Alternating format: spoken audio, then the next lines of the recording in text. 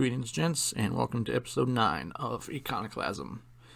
Today's a little split episode. We're talking about two pretty big news stories of the past week. The pardoning of Hunter Biden by President Joe Biden, and then the assassination of the United Healthcare CEO in New York City. So starting off with the pardoning of Hunter Biden. Firstly, when it comes to drug and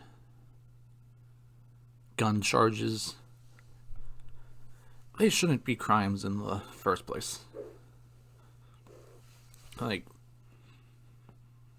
It shouldn't have been a question to risk going to prison for either of those, so I'm not too upset that,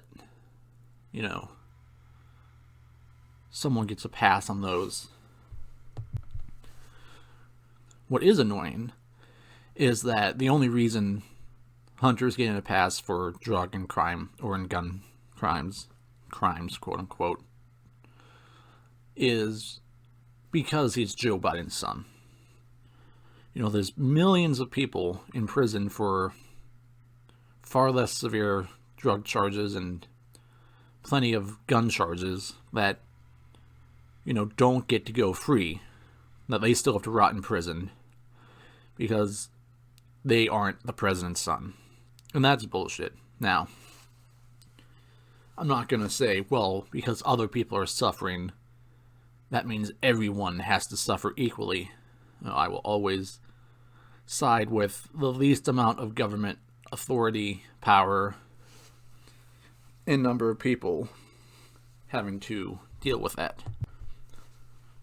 The only thing that sucks is that since it's a pardon, it's not like Hunter went to court and Biden used his influence to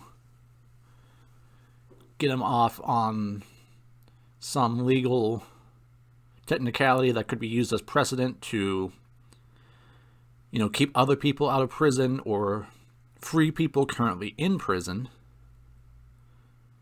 So that does suck. But obviously, this isn't just, oh, well, let's pardon him for, smoking crack and lying on his, gun application. No, this was a blanket pardon for any and all crimes Hunter may have committed in like a 10-year period. Between some point in December, or some point in 2014 to December 1st, 2024. Just covering a nice swath of who knows how many other crimes that are genuine crimes, There's a laptop that belonged to somebody named Hunter Biden that had some very bad things on it that probably fall under that pardon. Some actions with some very young people that now cannot possibly be tried because of this blanket pardon by Joe Biden. Now, I've heard people say, well, every parent would do this for their kids.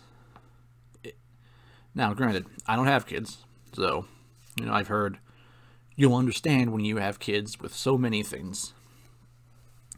So, to be fair, I may not understand because I don't have kids. But if my child was raping kids, I'm not going to let them off with a pardon. I'm pretty confident I can say that. Though, to be fair, from Ashley Biden's diary, it seems like Joe doesn't have a problem with that whatsoever. The way I characterized the pardon, I said, known pedophile pardons known pedophile. And that's a pretty good way to describe it. Just two very evil people. One pardoning the other.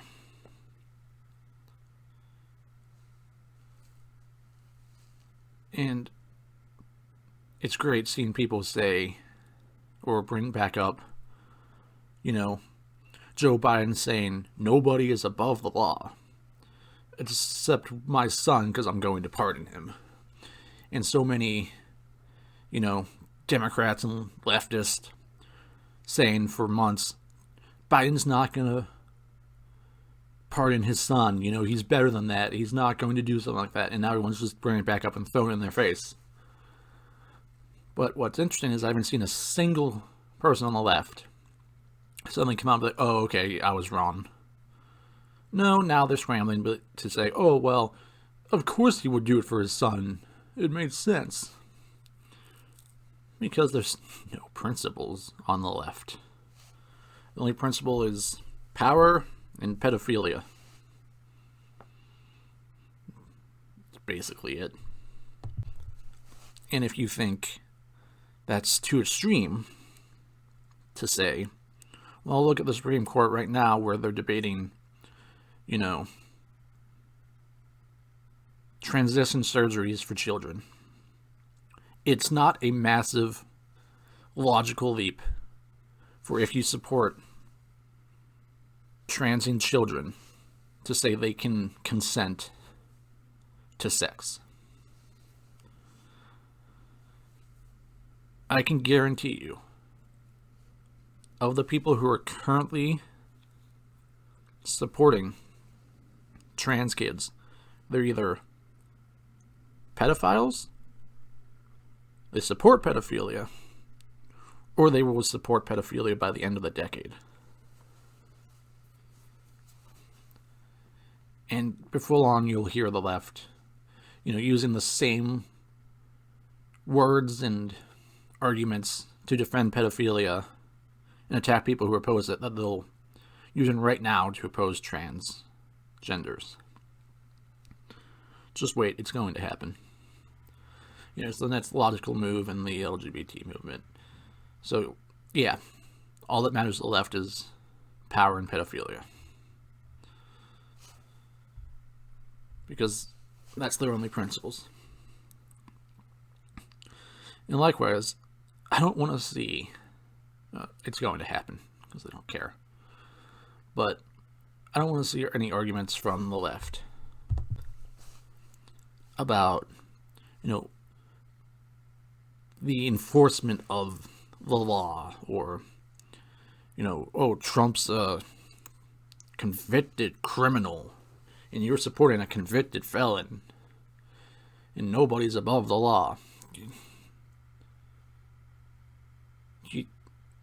You're not coming out against the Biden pardoning his son, let him off for countless crimes that,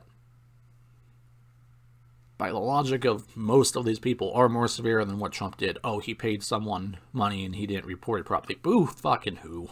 I don't care. At least when it comes to the gun charge, because the left really hates guns.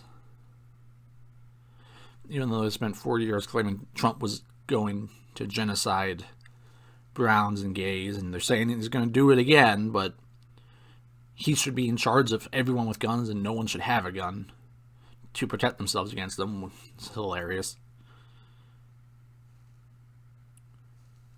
The leftists are either unprincipled or completely unintelligent, because they hold two completely ridiculous, contradicting beliefs at the same time. But I would think the left would consider a gun crime more severe than just not reporting a hush money payment more severe. But who knows? But an interesting element to it is that Joe Biden himself is the author of the 1994 crime bill, which really ramped up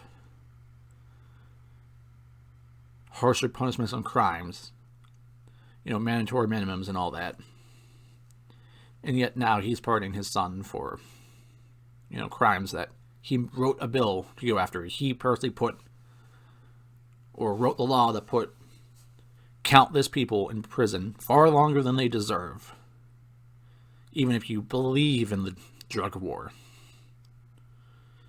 But yet his son gets to walk free. Countless other children are in prison. Countless other parents have to see their children rot behind bars because of what Joe Biden wrote. And yet his son gets to walk free because Joe Biden was installed as president.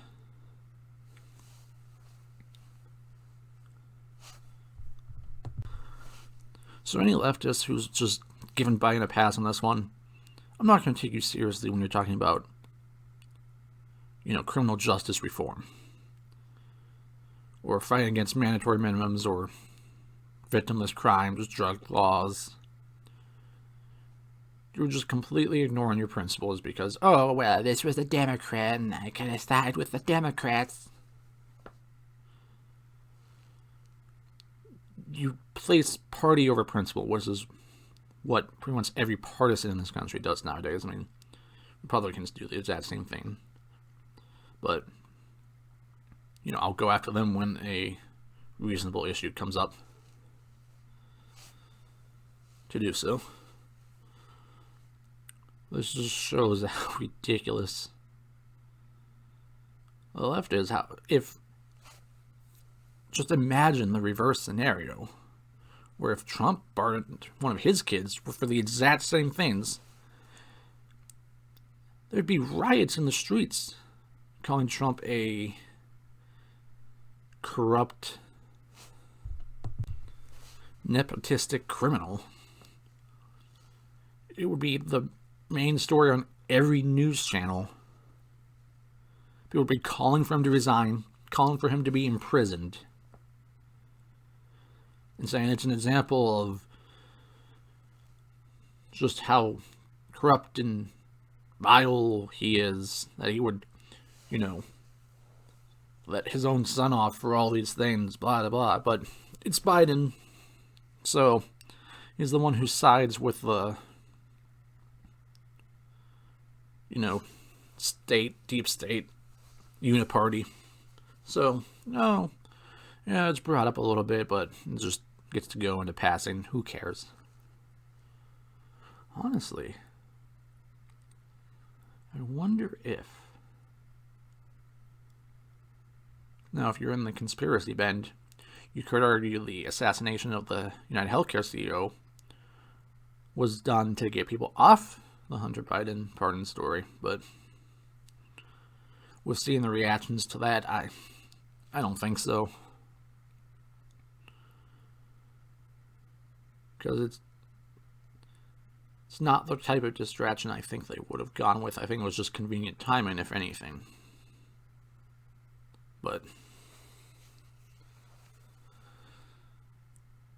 yeah, I mean, Biden doesn't have to worry about pardoning himself or getting a pardon for himself, because the dementia will probably eat the rest of his brain in the next year.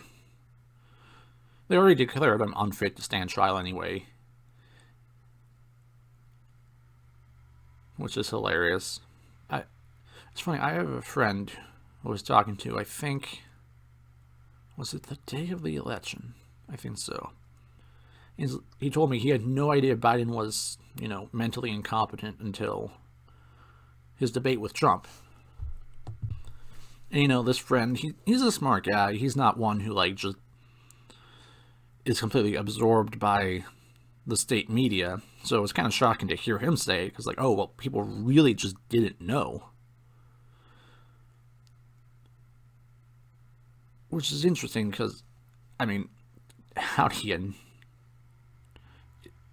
just how little it's out there, apparently, is if you're not actively seeking it. But just shows how much people don't see things that should be fairly obvious, unless it's just really put right in front of them.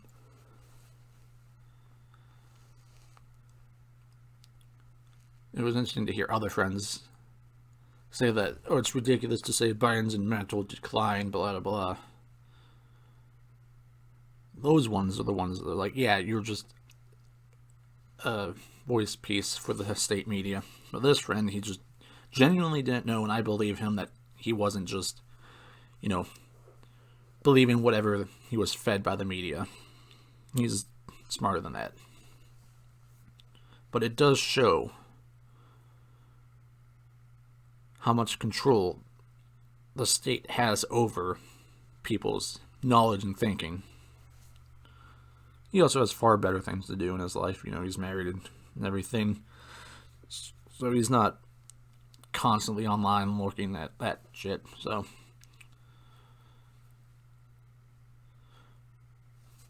But yeah, so Joe Biden doesn't have to worry about it. He's been declared unfit to stand trial, but he was allowed to run in the country still. Hilarious. More proof just the lack of principles or concern or anything for the left. So yeah, known pedophile pardons known pedophile. Ridiculous. But completely unsurprising. Now, as for the United Healthcare CEO assassination, as I mentioned a little already, no, I don't think it was a cover or something to get the attention off the Hunter Biden pardon. Would I be surprised if, it came out to be? No, but I just don't think it is. But it's been interesting to see the reaction to it, where you basically have almost universal cheering and support of the assassination. And the only person I've heard who has had a problem with it is my mom, because she's a very sweet lady. She doesn't like violence or killing. Even if someone might deserve it, she still opposed all that. But other than her, everyone I've seen has been pretty hyped for it on both sides of the political aisle, both the left and the right. Interestingly enough, I heard about it from a friend on the right when he showed me the video. And I asked him, what is this? He's like, oh, healthcare CEO was assassinated. And my first reaction was it you? It wasn't. He's too short to be the guy in the video. But there's near universal happiness that the UHC CEO was assassinated. And it's interesting to see. Now, he's the CEO of an insurance company. Insurance companies suck. And they're like state-adjacent industry, which, it's not a government-run industry, but it's very hand-in-hand with it. So I kind of don't give them the whole, oh, it's a private business, private property, because they're not just a wholly free market industry. So you can't really argue that from that point so much. But this shows just how much insurance companies are hated in the country. Which I get, like I said, health or insurance companies suck. Especially this one, who, was very big on denying claims. In fact, they denied more claims than any other company. And they actually used AI that was pushed by the CEO to increase the number of claims they denied. And it, shot up under his leadership. And it also massively increased their profits. I don't know, profits, revenue, market, whatever. I want to say I saw the number that whatever the stat is for, under his time as CEO, it went from 12 billion to 16 billion after he implemented this whole AI claim denial system. So there's a very good chance that whoever killed him, if they ever even find him, pretty much there's been a universal agreement to not assist in the search for him, which I'm not opposed to. I mean, I take a stand always against helping the government or law enforcement. There's no crime so severe that I want the government to look good and be able to use catching the criminal to justify their continued existence. That would ever help them, find the criminal they're after. So, I personally will never help in a government investigation for anything. You could shoot a man right in front of me, run away, and a cop comes up to me and ask me, what do you look like? I don't know, I didn't see him. So, I don't care if people aren't helping find the guy. Perfect, good. Don't help the government. They can fuck off.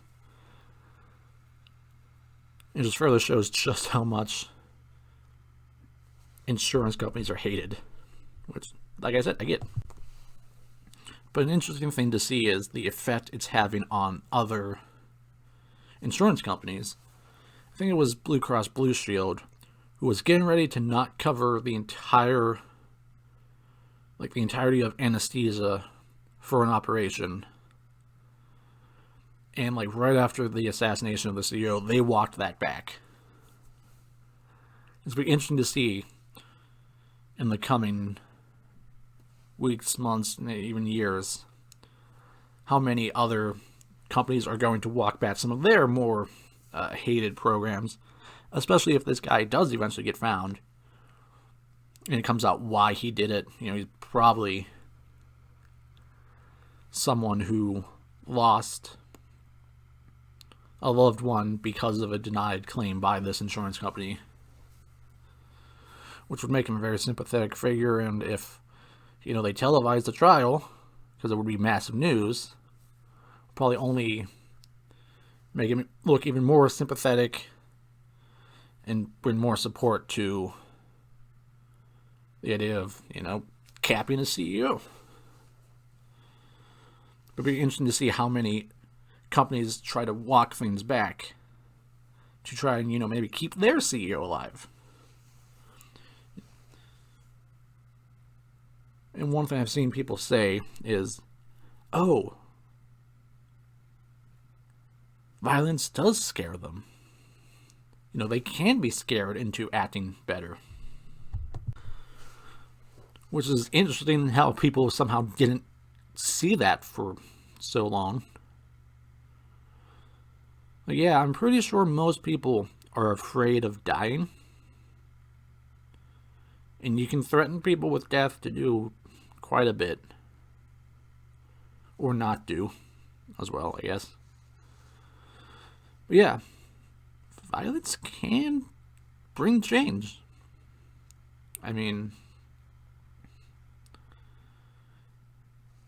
If someone doesn't want to die, which is most people, you can use that fear to get them to act a certain way. Which I guess is the textbook definition of terrorism, using fear for I guess it's a political reasoning, but whatever. But violence and fear is pretty helpful to get people to act certain ways. And I've seen lots of people who have asked me, well, how would you change it? You don't want it voting or whatever. It's if you want to change things, violence is a pretty good way. And I guess no one thought of that until it actually happened. People couldn't use logical reasoning to understand it prior to seeing it in action. Okay. But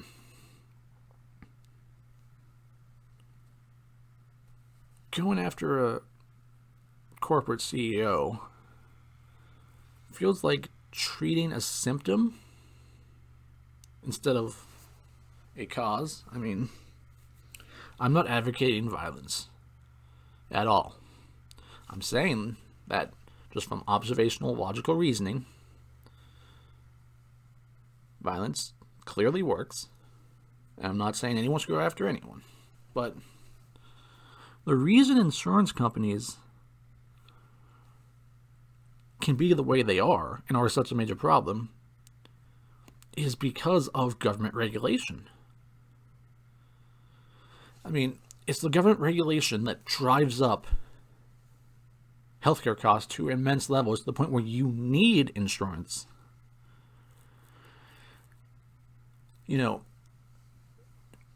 everyone in the medical field has to go through tons of schooling, go into tons of debt. So yeah, they're going to need to charge you a shit ton for your procedures. You can say, oh, well, it's very important for them to go to school. Yeah, for a lot of them, not all of them necessarily. And, you know, people won't go to a doctor who, you know, is killing all his patients, obviously. Or someone who doesn't have training or specific certifications or whatever. You know, you can do all that markedly. So all this required schooling that puts people into, you know, hundreds of thousands of dollars in debt. And so they have to charge exuberant money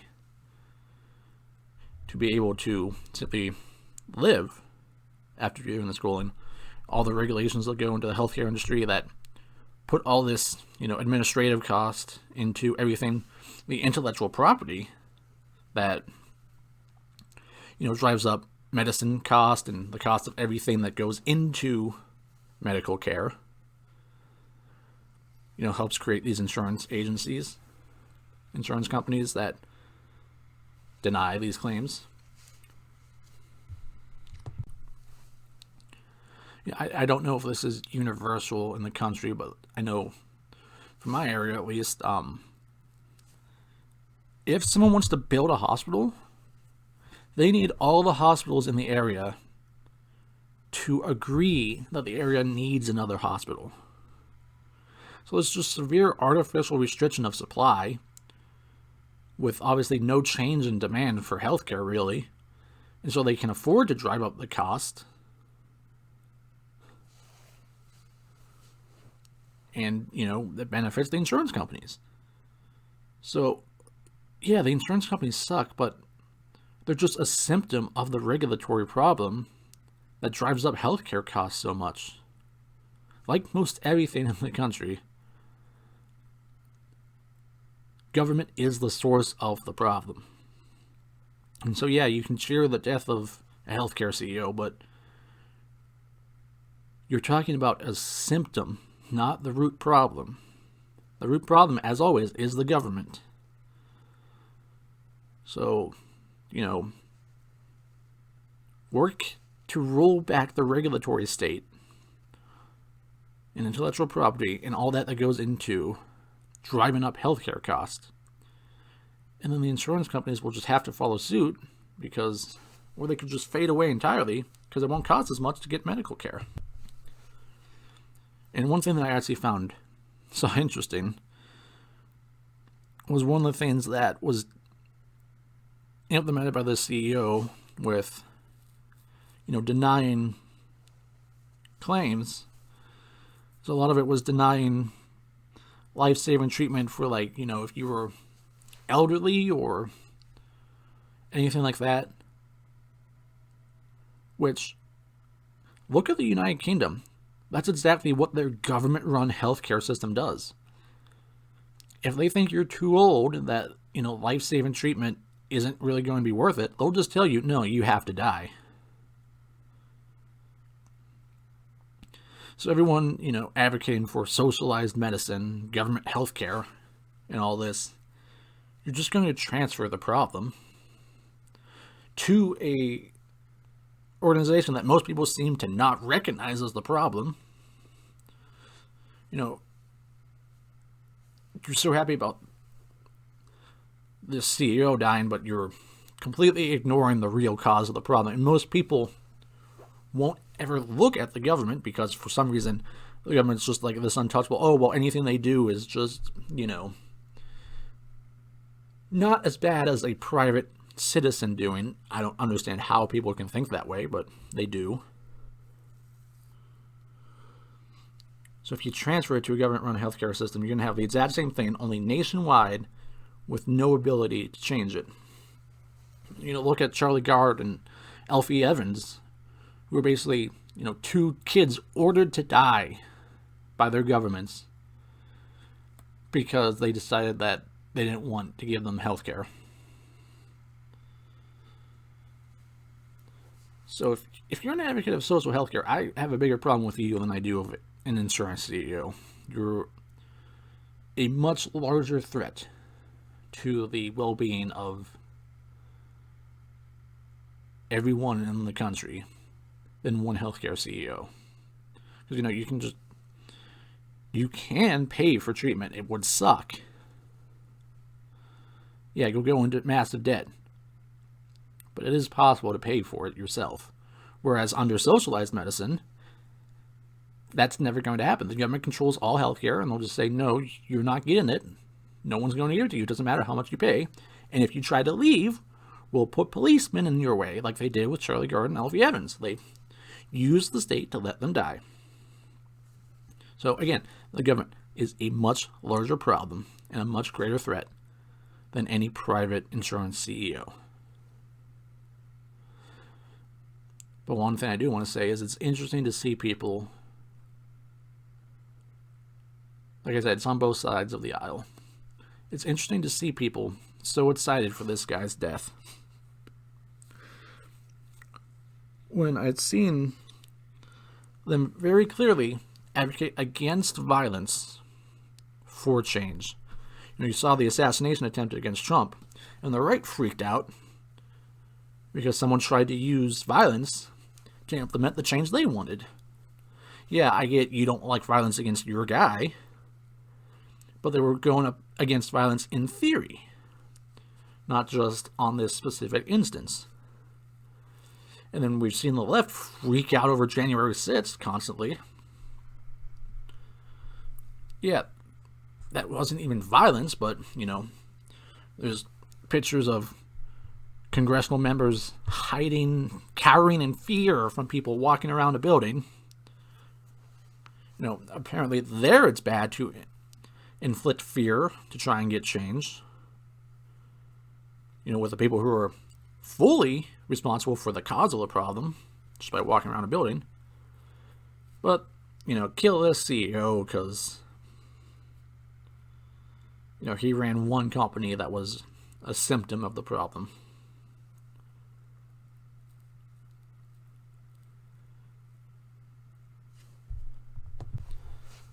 So it just kind of shows, more like the hypocrisy where you're against violence to inflict change and fear in principle. But then when it happens to someone you don't like, then that principle disappears again. Right there, see? Going at the right.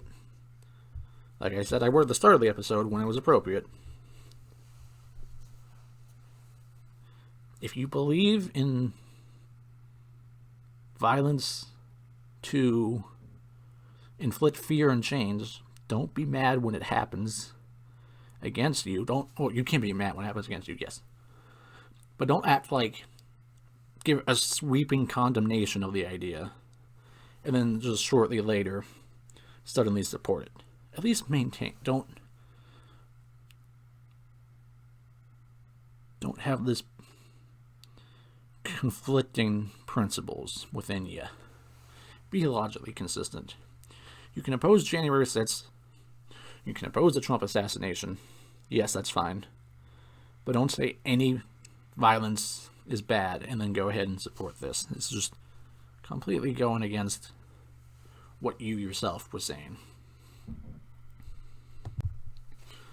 So, to conclude, like I could conclude literally any episode I'll ever do,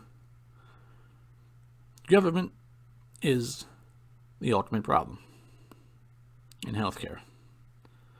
They're the ones who drive up cost, and the insurance companies are just a symptom. So don't combat the symptoms. Support rolling back the regulatory states so costs come down. And that insurance companies simply disappear because they have no market to exist. Thanks for listening. Catch you next week.